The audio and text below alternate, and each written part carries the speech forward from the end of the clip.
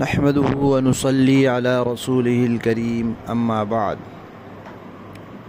ترجمے والے قرآن پاک کا صفحہ نمبر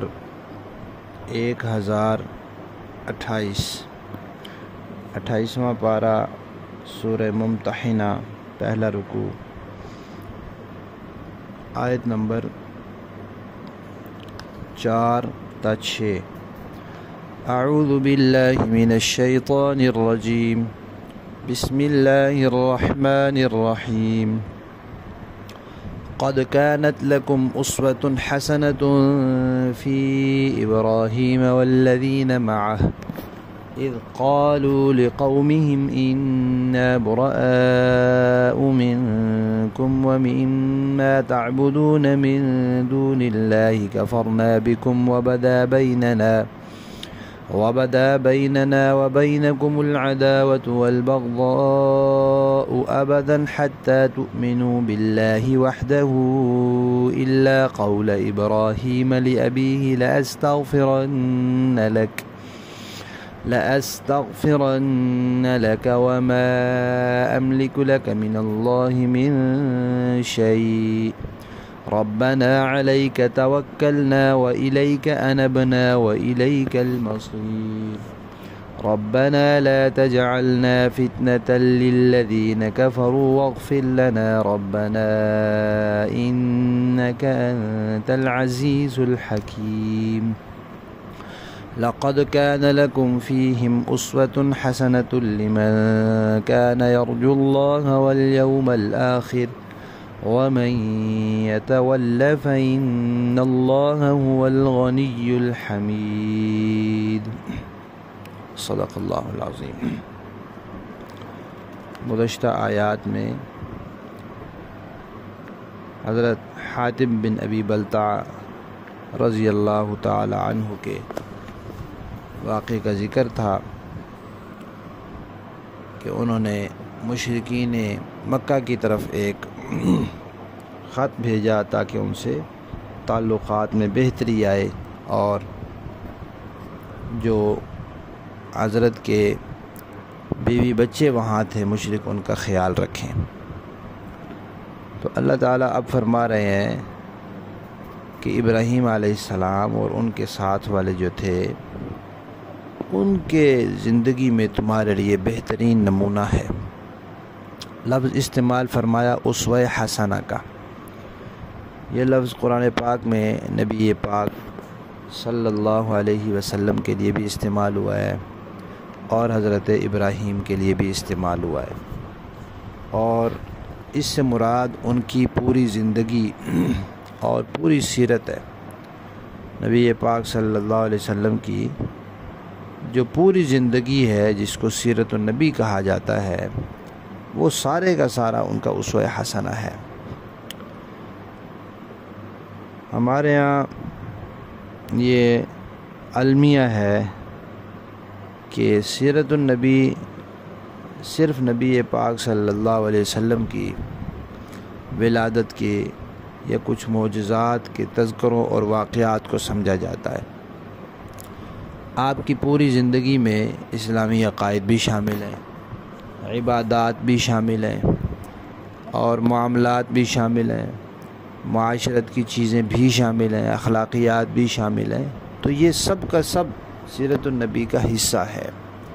اور یہ آپ کا اسوہ حسنہ ہے۔ اور حضرت عائشہ رضی اللہ تعالیٰ عنہ سے جو پوچھا گیا تھا کہ نبی پاک صلی اللہ علیہ وسلم کے اخلاق کے بارے میں بتائے، تو کہا قرآن سارے کا سارا ان کے اخلاق ہیں، یعنی کہ پورا دین جو ہے نبی پاک صلی اللہ علیہ وسلم کی عملی زندگی میں تھا، تو وہ پورا دین آپ کا اسوہ حسنہ ہے، وہ سارا دین ہی آپ کی سیرت ہے۔ اب صرف چند واقعات کو سیرت سمجھ لینا اور باقی پورے کے پورے دین کو سیرت سے اور اسوہ حسنہ سے الگ سمجھنا، یہ کم عقلی اور نادانی کی بات ہے۔ اور پھر جو لوگ اس طرح کی چیزوں کے عادی ہو جاتے ہیں، بس وہ قصے کہانیاں سننے کے عادی ہیں، کیونکہ اس میں لطف آتا ہے، مزہ آتا ہے، سرور آتا ہے۔ سریلی آواز ہو یا جوشیلی آواز ہو، اس کے ساتھ چند واقعات سن لیے، ٹھیک ہے، تذکرہ باعث ثواب ہے نبی پاک صلی اللہ علیہ وسلم کی کسی بھی چیز کا تذکرہ ہو، باعث برکت ہے، باعث رحمت ہے، باعث ثواب ہے، اور ایمان تازہ ہوتا ہے۔ ان چیزوں سے انکار نہیں ہے، اس کی ضرورت سے، اس کی اہمیت سے، لیکن اسی پر اکتفا کر لینا یہ محل نظر ہے۔ اب ایک آدمی صرف نماز ہی کی بات کرتا ہے اور باقی کمائی اس کی حلال ہے یا حرام ہے اس کی بات نہیں کرتا، عقیدے اس کے ٹھیک ہیں یا نہیں ٹھیک اس کی بات نہیں کرتا،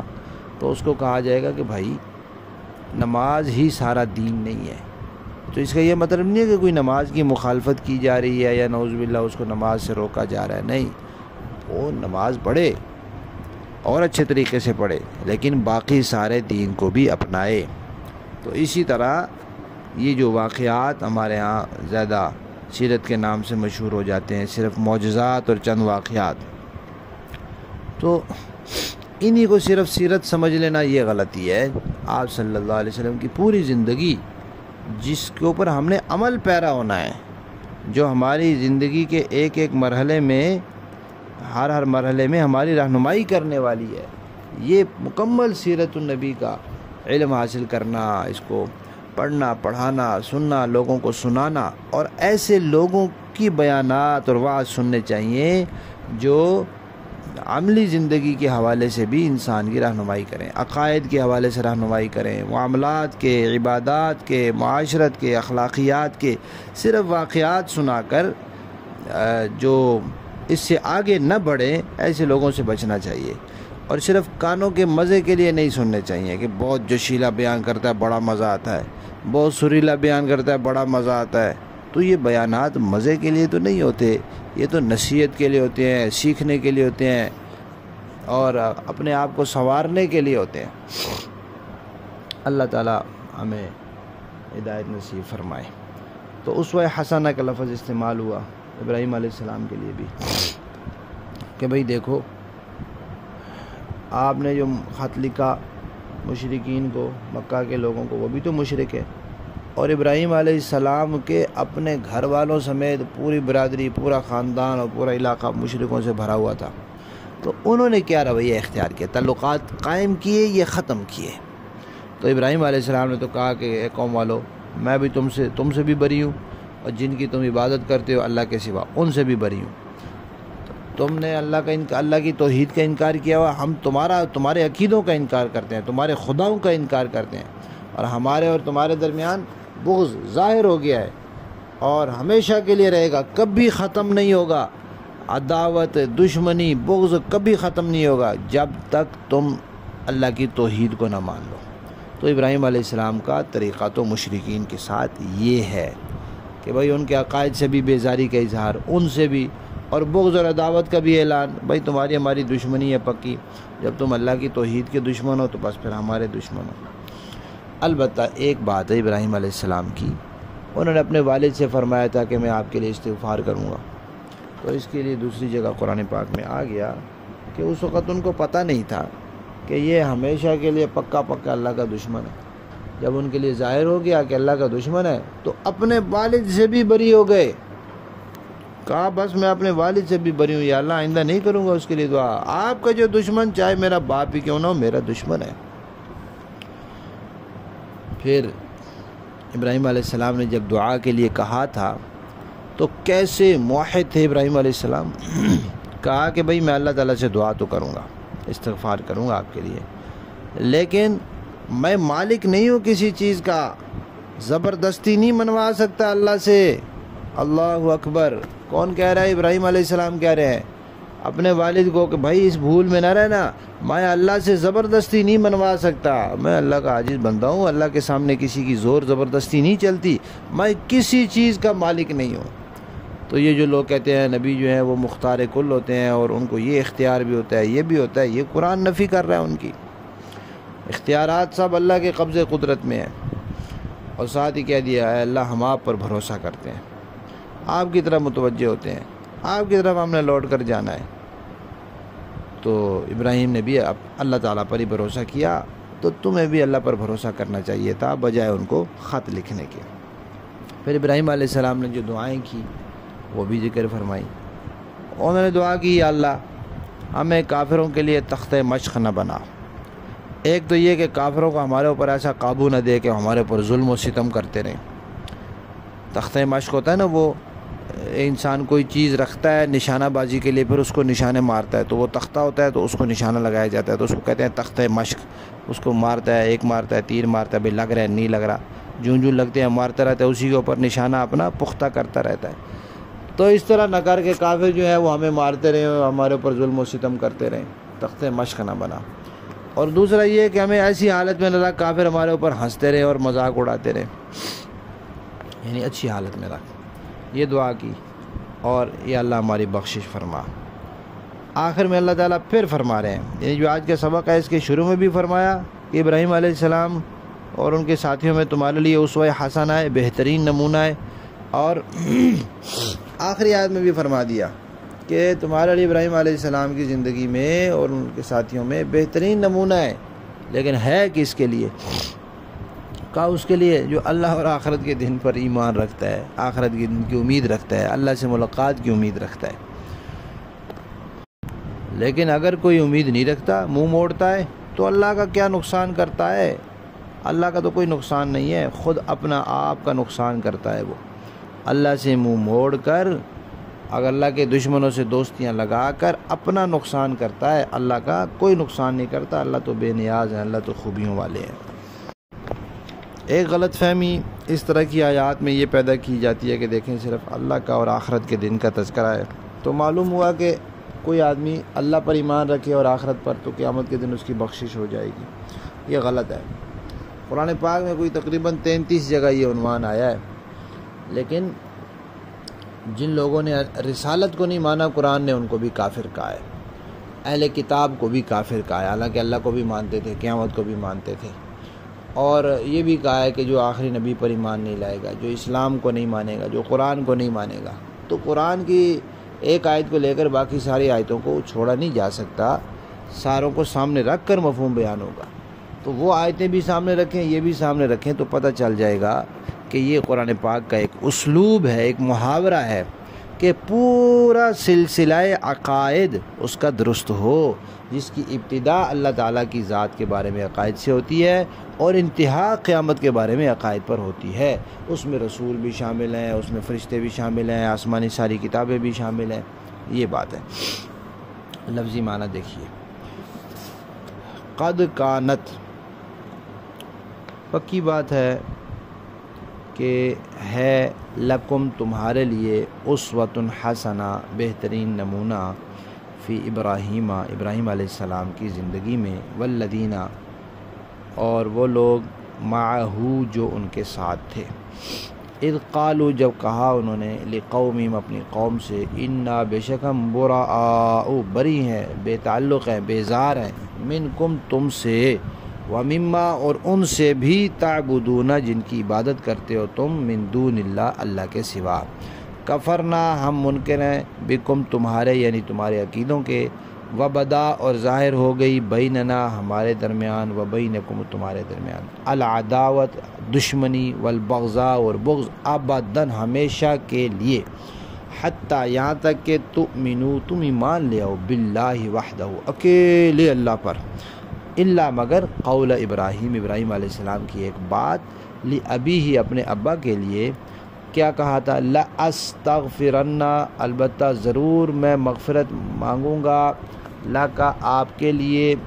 وما املکو، لیکن میں مالک نہیں ہوں، اختیار نہیں رکھتا، لکا، آپ کے لیے، من اللہ، اللہ کے مقابلے میں، من شیئن، کچھ بھی اختیار میرا نہیں ہے، ربنا، اے ہمارے پروردگار، علیک، آپ پر، توکلنا، ہم نے بھروسہ کیا، وإلیک، اور آپ کی طرف، انبنا، ہم نے رجوع کیا، وإلیک، اور آپ کی طرف، المصیر، لوٹنا ہے، ربنا، اے ہمارے پروردگار، لا تجعلنا، نہ بنا ہمیں، فتنةً، تختہ مشق، للذین، ان لوگوں کے لیے، کفروا، جنہوں نے کفر کیا ہے، واغفر لنا، اور بخشش فرما دے ہماری، ربنا، ہمارے رب، انک، بے شک آپ، انت، اور آپ ہی، العزیز، زبردست ہیں، الحکیم، حکمت والے ہیں، لقد کان، پکی بات ہے کہ ہے، لکم، تمہارے لیے، فیہم، ان میں، اسوۃ حسنہ، بہترین نمونہ ہے، لمن اس بندے کے لیے کانا جو ہے یرجو امید رکھتا اللہ کی والیوم الآخر اور آخرت کے دن کی ومن یتولا اور جس نے رو گردانی کی منہ موڑا فإن اللہ تو یقیناً اللہ تعالی هو الغنی وہ بے نیاز ہے الحمید خوبیوں اور تعریفوں والا ہے کسی کا منہ موڑنا اللہ کو نقصان نہیں دیتا۔ با محاورہ دیکھیں جی قد كانت لكم أسوة حسنة في إبراهيم والذين معه تمہارے لیے ابراہیم اور ان کے ساتھیوں میں بہترین نمونہ ہے اذ قالوا لقومهم إنا براء منكم ومما تعبدون من دون الله جب انہوں نے اپنی قوم سے کہا تھا کہ ہمارا تم سے اور اللہ کے سوا تم جن کی عبادت کرتے ہو ان سے کوئی تعلق نہیں ہے کفرنا بکم وبدا بیننا وبینکم العداوة والبغضاء ابدا حتى تؤمنوا باللہ وحدہ ہم تمہارے عقائد کے منکر ہیں اور ہمارے اور تمہارے درمیان ہمیشہ کے لیے دشمنی اور بغض پیدا ہو گیا ہے جب تک تم صرف ایک اللہ پر ایمان نہ لاؤ الا قول ابراہیم لأبیہ لا استغفرن لک وما املک لک من اللہ من شیء البتہ ابراہیم علیہ السلام نے اپنے والد سے یہ ضرور کہا تھا کہ میں آپ کے لیے اللہ سے مغفرت کی دعا ضرور مانگوں گا اگرچہ اللہ کے سامنے میں آپ کو کوئی فائدہ پہنچانے کا کوئی اختیار نہیں رکھتا ربنا علیک توکلنا وإلیک انبنا وإلیک المصیر اے ہمارے پروردگار آپ ہی پر ہم نے بھروسہ کیا ہے اور آپ ہی کی طرف ہم رجوع ہوئے ہیں اور آپ ہی کی طرف سب کو لوٹ کر جانا ہے ربنا لا تجعلنا فتنة للذین کفروا واغفر لنا ربنا انک انت العزیز الحکیم اے ہمارے پروردگار ہمیں کافروں کا تخت مشق نہ بنائیے اور ہمارے پروردگار ہماری مغفرت فرما دیجئے یقیناً آپ اور صرف آپ کی ذات وہ ہے جو زبردست ہے اور حکمت والی ہے لقد كان لكم فيهم أسوة حسنة لمن كان يرجو الله واليوم الآخر مسلمانوں یقیناً تمہارے لیے ان لوگوں کے طرز عمل میں بہترین نمونہ ہے ہر اس شخص کے لیے جو اللہ اور روز آخرت سے امید رکھتا ہو وَمَن يَتَوَلَّ فَإِنَّ اللَّهَ هُوَ الْغَنِيُّ الْحَمِيدُ اور جو شخص منہ موڑے تو وہ یاد رکھے کہ اللہ سب سے بے نیاز ہے بذات خود قابل تعریف ہے صدق اللہ العظیم۔